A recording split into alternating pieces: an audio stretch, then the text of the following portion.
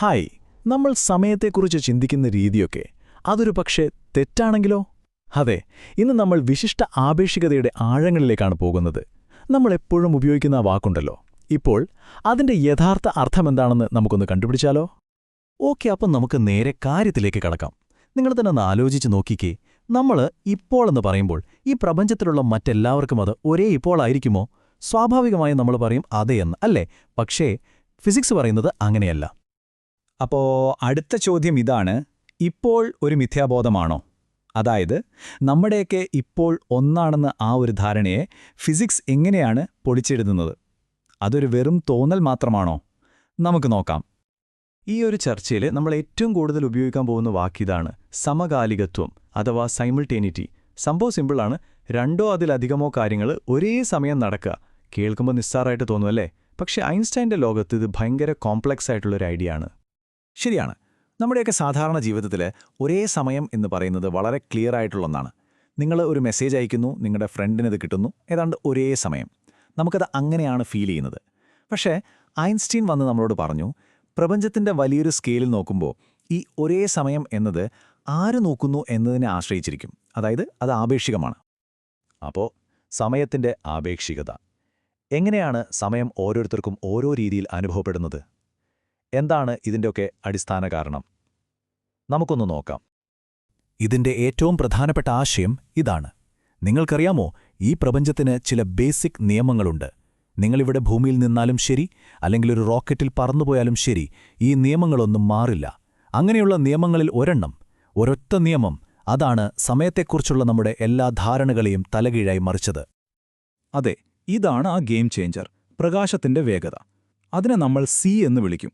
നിങ്ങൾ ക്വയറ്റായിട്ട് ഒരിടത്ത് നിൽക്കുകയാണോ, അതോ പ്രകാശവേഗതയുടെ അടുത്ത് സഞ്ചരിക്കുന്ന ഒരു റോക്കറ്റിലാണോ, അതൊന്നും ഒരു വിഷയമല്ല. നിങ്ങൾ എപ്പോഴളന്നാലും പ്രകാശത്തിന്റെ വേഗത ഒന്നു തന്നെയായിരിക്കും. എപ്പോഴും. ഈ ഒരൊറ്റ കാര്യം, ഈ ഒരൊറ്റ കോൺസ്റ്റന്റ്, അതാണ് സ്പേസിനെയും ടൈമിനെയും റിലേറ്റീവ് ആക്കുന്നത്. ഓക്കേ, അപ്പോൾ നമുക്കിനി രണ്ട് സമയങ്ങളുടെ കഥയിലേക്ക് കടക്കാം. ഈ പറഞ്ഞതൊക്കെ കുറച്ച് കൺഫ്യൂസിംഗ് ആയി തോന്നുന്നുണ്ടെങ്കിൽ പേടിക്കേണ്ട, ഇത് സിമ്പിളായി മനസ്സിലാക്കാൻ ഐൻസ്റ്റൈൻ്റെ തന്നെ ഒരു കിടിലൻ തോട്ട് എക്സ്പെരിമെൻ്റ് ഉണ്ട്.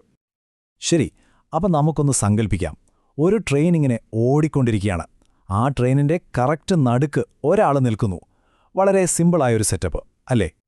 അപ്പം നമുക്ക് ആദ്യം ട്രെയിനിൻ്റെ ഉള്ളിലുള്ള ആളുടെ ഭാഗത്തുനിന്ന് ചിന്തിക്കാം. അയാളുടെ കാഴ്ചപ്പാടിൽ അയാൾ കയ്യിലുള്ളൊരു വിളക്ക് കത്തിക്കുന്നു. ലൈറ്റ് മുന്നോട്ടും പോകും, പിന്നോട്ടും പോകും. അയാൾ കറക്റ്റ് നടുക്കായതുകൊണ്ട് രണ്ട് ഭാഗത്തേക്കും ഒരേ ദൂരമാണ്. അപ്പോൾ പിന്നെ അയാളെ സംബന്ധിച്ചിടത്തോളം ലൈറ്റ് മുന്നിലെ ഭിത്തിയിലും പിന്നിലെ ഭിത്തിയിലും ഒരേ സമയം ഒരേ നിമിഷം തന്നെ എത്തും. പെർഫെക്റ്റ്. ആ രണ്ട് സംഭവങ്ങളും അയാൾക്ക് ഒരേ സമയത്താണ് നടക്കുന്നത്. എന്നാൽ ഇനി നമുക്ക് പുറത്തേക്ക് വരാം. പ്ലാറ്റ്ഫോമിൽ നിന്ന് ഒരാൾ ഈ ട്രെയിൻ പോകുന്നത് നോക്കി നിൽക്കുന്നുണ്ട്. അയാളെന്താ കാണുന്നത്? ട്രെയിൻ മുന്നോട്ട് ഓടുന്നു. വിളക്ക് കത്തിക്കുന്ന ആ നിമിഷം ട്രെയിനിന്റെ പിൻഭാഗം ലൈറ്റിന് നേരെ ഓടിയടുക്കുകയാണ്, അല്ലേ? അതേസമയം മുൻഭാഗം ലൈറ്റിൽ നിന്ന് ഓടിയകലുകയാണ്. നമ്മൾ നേരത്തെ പറഞ്ഞ ആ നിയമം ഓർമ്മയില്ലേ? പ്രകാശവേഗത എല്ലാവർക്കും ഒന്നാണ്. അപ്പോൾ പിന്നോട്ട് വരുന്ന ലൈറ്റിന് കുറച്ചു ദൂരം പോയാൽ മതി ഭിത്തിയിൽ തട്ടാൻ. അപ്പോൾ എന്ത് സംഭവിക്കും? പ്ലാറ്റ്ഫോമിൽ നിൽക്കുന്ന ആൾ കാണുന്നത് ലൈറ്റ് ആദ്യം പിന്നിലെ ഭിത്തിയിലും കുറച്ചു കഴിഞ്ഞ് മുന്നിലെ ഭിത്തിയിലും തട്ടുന്നതാണ്. അദ്ദേഹത്തിന് ആ രണ്ട് സംഭവങ്ങളും ഒരേ സമയത്തല്ല നടക്കുന്നത്. അപ്പോൾ ആരാണ് ശരി? ട്രെയിനിൻ്റെ ഉള്ളിലുള്ള ആളോ അതോ പുറത്തുള്ള ആളോ? ഇതാണ് ഏറ്റവും രസകരമായ കാര്യം. രണ്ടുപേരും ശരിയാണ്. അവരുടെ രണ്ടുപേരുടെയും കാഴ്ചപ്പാടിൽ അവർ കണ്ടത് സത്യമാണ്. ഒരേ സമയം എന്ന് പറയുന്നത് നിങ്ങളുടെ ചലനത്തെ ആശ്രയിച്ചിരിക്കുന്നു എന്ന് ചുരുക്കം. എല്ലാവർക്കും പൊതുവായ ഒരൊറ്റ ഇപ്പോൾ ഇല്ല. ശരി, ഇത് കേൾക്കുമ്പോൾ ഒരു പ്രശ്നമുണ്ട്. സംഭവങ്ങൾ നടക്കുന്ന ഓർഡർ ഓരോരുത്തർക്കും ഓരോ പോലെയാണെങ്കിൽ അത് കുറച്ചുകൂടി സീരിയസായ പ്രശ്നങ്ങളിലേക്ക് പോകില്ലേ? ഇത് പ്രപഞ്ചത്തിന്റെ അടിസ്ഥാനമായ കാര്യകാരണ ബന്ധത്തെ തന്നെ തകർക്കുമോ? ഇത് ശരിക്കും സീരിയസായൊരു ചോദ്യമാണ്. ഒരു കാര്യം മറ്റൊന്നിന് മുൻപാണോ ശേഷമാണോ നടന്നത് എന്ന കാര്യത്തിൽ പോലും നമുക്ക് ഒരുമിച്ചൊരു തീരുമാനത്തിലെത്താൻ പറ്റിയില്ലെങ്കിൽ പിന്നെ ഈ യാഥാർത്ഥ്യം എന്നൊക്കെ പറയുന്നത് വെറുമൊരു അഭിപ്രായം മാത്രമാണോ? കോസ് ആൻഡ് എഫക്റ്റ്, അതായത് കാരണവും ഫലവും എന്ന ആശയത്തിന് പിന്നെ എന്ത് വിലയാണുള്ളത്? നമുക്കിത് ഒരു സിമ്പിൾ ഉദാഹരണത്തിലൂടെ ചിന്തിക്കാം. ഈ നിയമം തകരുകയാണെങ്കിൽ ഒരു ഗ്ലാസ് താഴെ വീഴുന്നതിന് മുമ്പ് അത് പൊട്ടിത്തെറിക്കുന്നത് ആർക്കെങ്കിലും കാണാൻ പറ്റുമോ? അത് ശുദ്ധ അസംബന്ധമല്ലേ? ഭാഗ്യത്തിന് അങ്ങനെയൊന്നും സംഭവിക്കില്ല. പ്രപഞ്ചത്തിന് ഈ കാര്യകാരണബന്ധം, അതായത് കോസാലിറ്റി, സംരക്ഷിക്കാൻ അതിൻ്റേതായ ചില അടിപൊളി നിയമങ്ങളുണ്ട്. ഈ ആപേക്ഷികതയൊന്നും ഒരു അരാജകത്വത്തിലേക്ക് നമ്മളെ കൊണ്ടുപോകില്ല. അതെന്തുകൊണ്ടാണെന്ന് നമുക്ക് നോക്കാം. അപ്പോൾ ഇതാണ് പ്രപഞ്ചത്തിന്റെ സുവർണ്ണ നിയമം. സംഭവങ്ങളെ നമുക്ക് രണ്ടായിട്ട് തിരിക്കാം. ആദ്യത്തേത് ടൈം ലൈക്ക്. ഒരു ഡോമിനോ തട്ടിയിടുമ്പോൾ അടുത്തത് വീഴുന്നതുപോലെ ഒരു സംഭവത്തിന് മറ്റൊന്നിനെ സ്വാധീനിക്കാൻ പറ്റുമെങ്കിൽ അതിനെ ടൈം ലൈക്ക് എന്ന് പറയും. ഇവിടെ കാരണം എപ്പോഴും ഫലത്തിന് മുൻപായിരിക്കും. എല്ലാവർക്കും അതങ്ങനെ തന്നെയായിരിക്കും. ഇനി രണ്ടാമത്തേത് സ്പേസ് ലൈക്ക്. എന്നുവെച്ചാൽ രണ്ട് സംഭവങ്ങൾ തമ്മിൽ ഒരു ബന്ധവുമില്ല. ഒന്ന് ഇവിടെ നടക്കുന്നു, മറ്റൊന്ന് പ്രകാശത്തിനു പോലും എത്താൻ പറ്റാത്തത്ര ദൂരെ നടക്കുന്നു. അവ തമ്മിലൊരു ബന്ധവുമില്ലാത്തതുകൊണ്ട് അതിൻ്റെ ഓർഡർ ഓരോരുത്തർക്കും ഓരോ പോലെ തോന്നിയാലും ഒരു കുഴപ്പമില്ല.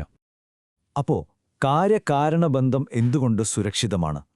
നമുക്ക് നേരത്തെ ചോദിച്ച ആ ഗ്ലാസിന്റെ കാര്യത്തിലേക്ക് തിരിച്ചുവരാം.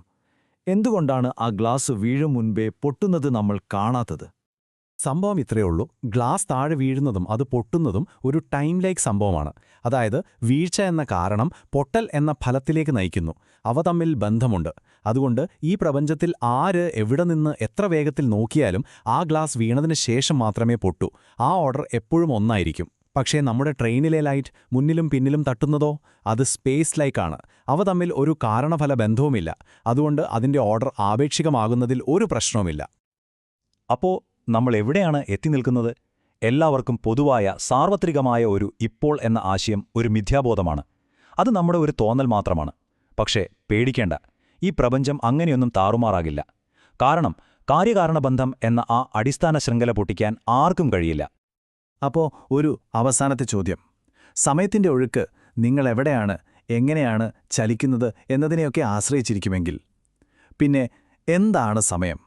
എന്താണ് അതിൻ്റെ യഥാർത്ഥ സ്വഭാവം? ഈ ഒരു ചോദ്യം നിങ്ങൾക്ക് വിട്ടുതന്നുകൊണ്ട് നമുക്ക് ഇന്നത്തേക്ക് നിർത്താം. ഇതിനെപ്പറ്റി കൂടുതൽ ചിന്തിക്കാൻ ഈ ചോദ്യം നിങ്ങളെ പ്രേരിപ്പിക്കുമെന്ന് ഞാൻ കരുതുന്നു. നന്ദി.